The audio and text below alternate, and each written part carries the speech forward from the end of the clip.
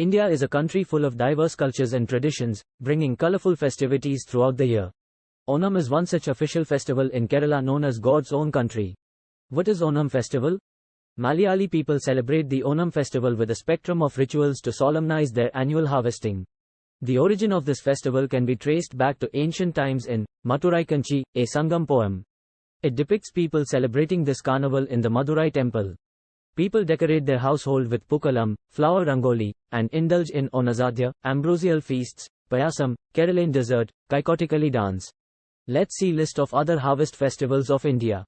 Makar Sankranti celebrated in Gujarat, Kerala, Tamil Nadu, Haryana, Himachal, West Bengal, and Punjab.